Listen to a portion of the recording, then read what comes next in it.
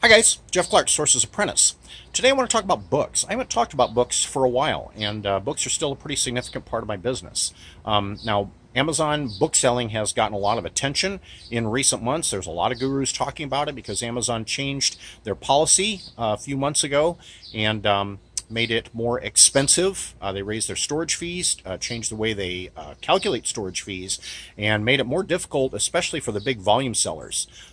Caleb Roth had a very great analysis just a couple months ago that showed that after Amazon made this policy change, that 22% of booksellers have actually left the market.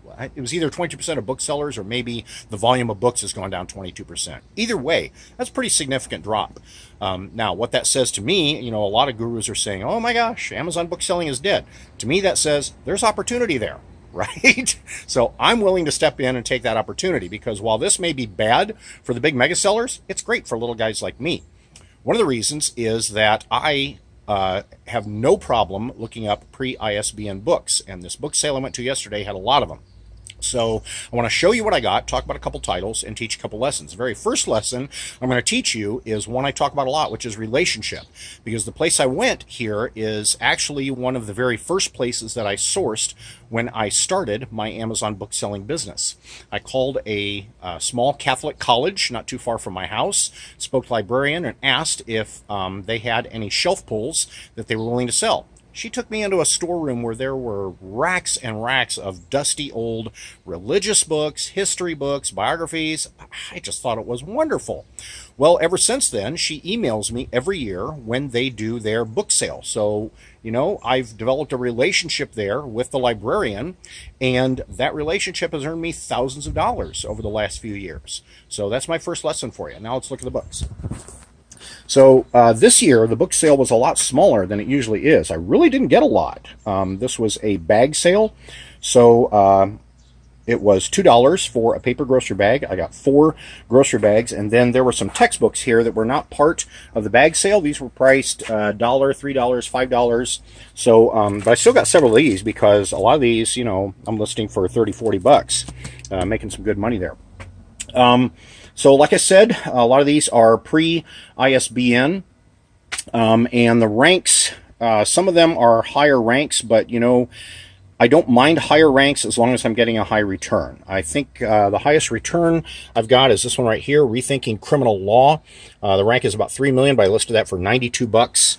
Lowest rank is this one, The Power of Habit. It is ranked 3,000, and I listed that for $10.75. That'll be a quick nickel and slow dime, okay? People say, you want to make a fast nickel or slow dime? I say make both. This title here I wanted to show you also. This was kind of funny.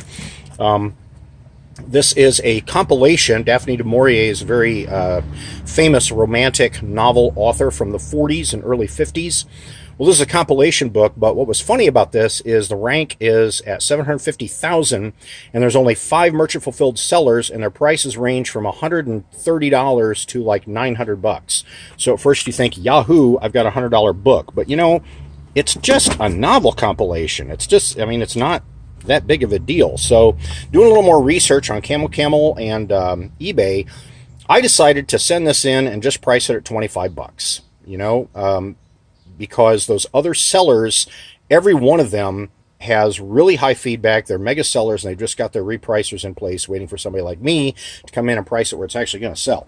All right, a couple other things I want to show you here. Oh, hang on here. These fell off.